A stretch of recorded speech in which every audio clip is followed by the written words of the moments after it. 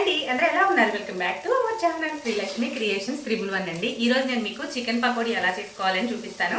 వర్షం పడ్డప్పుడు చికెన్ పకోడీ చేసుకొని తింటే చాలా బాగుంటుందండి. చికెన్ పకోడీ అనే కాదు, ఏదైనా క్రిస్పీగా ఉండేది చేసుకొని తింటే కారం కారంగా చాలా బాగుంటుంది కదా. ఈ రోజు నేనైతే చికెన్ పకోడీ ఎలా చేసుకోవాలి ఈజీగా కొన్ని ఐటమ్ ఇంగ్రీడియంట్స్ తోని ఎలా చేసుకోవాలని ఈ వీడియోలో మీకు చూపిస్తాను. నా వీడియో కనుక మీకు నచ్చితే లైక్ చేయండి, షేర్ చేయండి, సబ్స్క్రైబ్ చేయండి. మరిన్ని మంచి వీడియోస్ కోసం నా ఛానల్ని సపోర్ట్ చేయడం మర్చిపోకండి.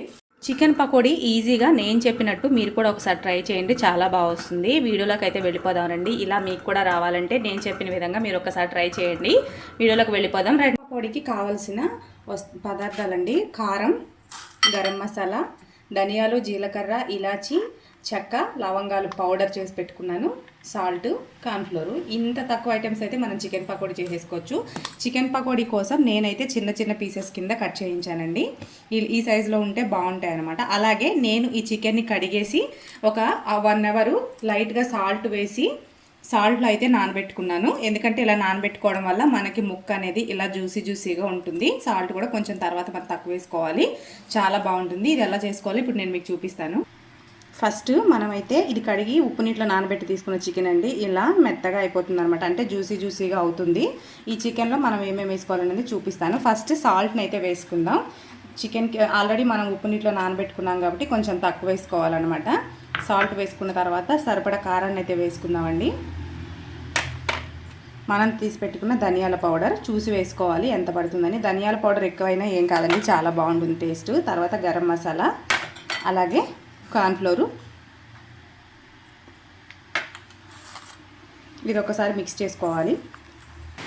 అలాగే అల్లం వెల్లుల్లి పేస్ట్ వేసుకోవాలి. మీకు చూపించడం మర్చిపోయాను. అల్లం వెల్లుల్లి పేస్ట్ వల్లే ముక్క అనేది బాగా మగ్గుతుందండి. ఇక్కడ నేను 2 స్పూన్లు వేసుకుంటున్నాను కేజీ చికెన్కి. బయట అయితే ఫుల్ వర్షం పడుతుందండి. ఈ వర్షం పడేటప్పుడు మనం చికెన్ పకోడీ వేసుకుంటే చాలా బాగుంటుంది. బయట ఫుల్గా వర్షం పడుతుందండి, మీకు సౌండ్ వస్తుంది కదా. ఈ వర్షంలో చికెన్ పకోడీ వేసుకొని తింటుంటే సూపర్ ఉంటుంది అసలు. మీరు కూడా ఒకసారి ఇలా ట్రై చేయండి. వర్షం పడే టైంలో పకోడీ వేడివేడిగా వేసుకొని తింటే ఎంత బాగుంటుందో కదా. చూసారా, వెదర్ అయితే చాలా కూల్గా చలిగా అయితే ఉంది కదా. ఇప్పుడు మనం చికెన్ పకోడీని అయితే ప్రిపేర్ చేసుకుంటున్నాం కదా. ఇలా అయితే మొత్తాన్ని కలుపుకోవాలండి. కలుపుకొని ఇది మనం 2 అవర్స్ నానబెట్టుకోవాలి.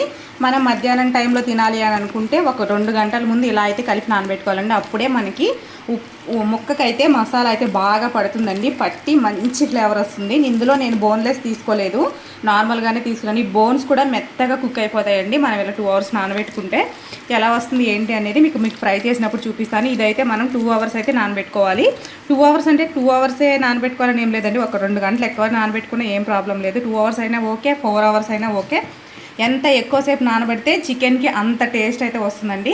మామూలుగా అయితే అంతసేపు మనం వెయిట్ చేయలేం కదా. ఒకసారి నానబెట్టిన చికెన్ పిచ్చి వాళ్ళు నాలా ఉంటారు కదా, వాళ్ళైతే వెంటనే చేసుకోవాలనుకుంటారు కాబట్టి ఒక 2 అవర్స్ అని చెప్తున్నాను. 4 అవర్స్ అయితే ఇంకా బాగుంటుంది, 6 అవర్స్ అయితే ఇంకా బాగుంటుంది. మనం ఎర్లీ మార్నింగే నానబెట్టేసుకుంటే మనం లంచ్ తినే టైం వరకు ఇదైతే బాగా నానిపోయి ఉంటుంది. ఇలా అయితే నానబెట్టేసుకొని మూత పెట్టేసుకుందామండి. మనం నానబెట్టి పెట్టుకున్న చికెన్ అయితే ఇప్పుడు మనం ఫ్రై చేసేసుకుందాం. ఎలా చేసుకోవాలో ఈ వీడియోలో నేను మీకు చూపిస్తాను. నూనె అయితే హీట్ అయిపోయిందండి.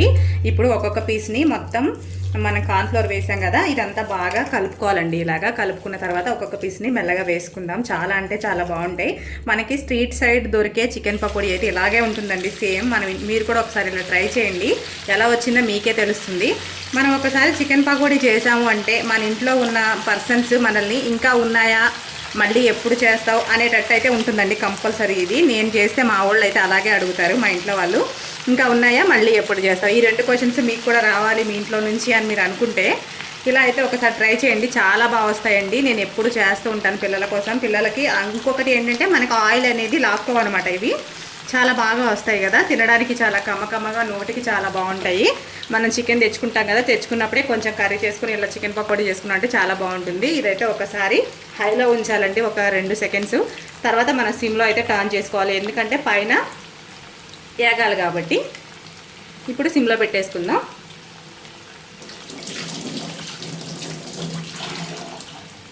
మనకి స్ట్రీట్ సైడ్ దొరికే చికెన్ పకోడీ అలాగే ఉంటుందండి. కాకపోతే అక్కడేమో వాళ్ళు వేసింది అంత బాగా లోపల కుక్ అవ్వదనమాట. వాళ్ళు ఎక్కువసేపు నానబెట్టరు, కొద్దిసేపు ఇలా ఒక 10 నిమిషాలు 20 నిమిషాలు నానబెట్టి వేసేస్తారనమాట. అందుకని అవి తినొద్దు అని అంటూ ఉంటారు. ఇంకొకటి వాళ్ళు వేసిన ఆయిల్లోనే మళ్ళీ మళ్ళీ ఫ్రై చేస్తుంటారు. అలా కాదు కదా, మనమైతే ఈ ఆయిల్ని నేను కర్రీస్కి యూజ్ చేసేస్తానండి. నాన్ వెజ్ కర్రీస్ వండినప్పుడు కానీ యూజ్ చేసేస్తాను. ఎక్కువ రోజులు అయితే పెట్టుకోను. వాళ్ళు ఏంటంటే వేసిన ఆయిల్లోనే మళ్ళీ మళ్ళీ వేస్తారు కదా, హెల్త్ ఇష్యూస్ అని వచ్చేస్తాయి. అందుకని చెప్పేసి ఒక ½ కేజీ చికెన్ తెచ్చుకుంటే ఇల్లు మొత్తానికి అయితే సరిపోతాయి కదా పకోడీ. ఇలా చేసుకుంటే కిలో అయినా కూడా సరిపోదు. నేను చెప్పిన విధంగా చేస్తే అంత బాగుంటాయి. తినాల్సిన కొంచెం కొంచెం తినేవాళ్ళు కూడా మళ్ళీ మళ్ళీ కావాలి, ఇంకా ఉన్నాయా అని అడిగే క్వశ్చన్ అయితే మనకు రేజ్ అవుతుంది. ఆడవాళ్ళకి ఏంటండి మెయిన్ కావాల్సింది, ఏదైనా వండినప్పుడు చాలా బాగుంది మళ్ళీ ఎప్పుడు చేస్తావు అని అంటే చాలు, మనం ఎంత పొంగిపోతామో కదా. మీకు కూడా నాలాగే అనిపిస్తుందా? నేను ఏదైనా చేస్తే మా ఇంట్లో వాళ్ళు అయితే చాలా బాగుంది మమ్మీ మళ్ళీ ఎప్పుడు చేస్తాం, మా పిల్లలు కానీ మా వారు కానీ నన్ను అడుగుతారు నన్ను. అలా అంటే చాలు, మనకి కోట్ల ఆస్తి సంపాదించేసినట్టే అనిపిస్తుంది మనకైతే. నాలా మీలో ఎంతమందికి, నాకులాగా మీలో ఎంతమందికి అనిపిస్తుందో కామెంట్ అయితే చేసేయండి. అవునక్క అనే వాళ్ళందరూ, అవుననే వాళ్ళందరూ కామెంట్ అయితే చేయండి. ఆడవాళ్ళు పొగడ్తలకి బాగా పొంగిపోతారండి చాలా వరకు. వంట చేసామంటే బాగుంది అని చెప్తే ఎంత హ్యాపీగా ఫీల్ అవుతామో కదా. అసలు మనం తినేసినట్టు, మొత్తం మనమే తినేసినంత హ్యాపీనెస్ వచ్చేస్తుంది.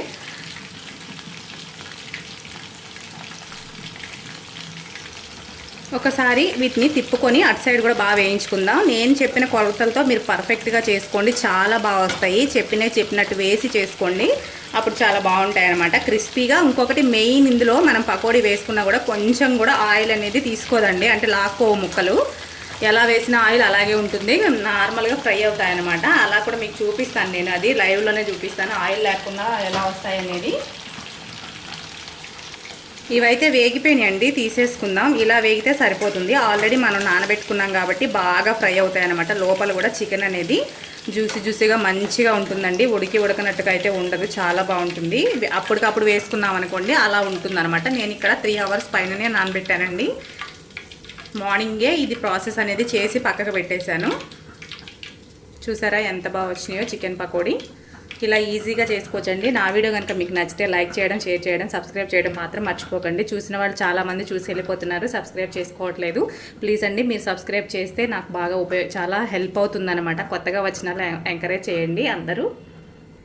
చూసారు కదా, మనకి ఇక్కడ చికెన్ పకోడీ అయితే రెడీ అయిపోయింది. ఇక్కడ నేను ఉల్లిపాయలు కట్ చేసి పెట్టుకున్నాను. ఎంతో టేస్టీగా ఉండే ఈ చికెన్ పకోడీకి పక్కన ఉల్లిపాయ ఉంటేనే దానికి సమానమైన హక్కు కల్పించినట్టు అవుతుంది అన్నమాట మనకి. అంటే ఆ రెండు కలిపి తింటేనే చాలా టేస్టీగా ఉంటుందని చెప్తున్నానండి. అలాగే సాసు చూసారా, ముక్కలకి అసలు ఆయిల్ అనేది లాగలేదండి ఎక్కడ. నేను డైరెక్ట్గా తీసి ఇందులో వేయడం వల్ల మీకు అలా అనిపిస్తుంది, కానీ నేను ఫస్ట్ వేసినే చూపిస్తాను చూడండి. అసలు ఎక్కడ ఆయిల్ అనేది తీసుకోలేదు.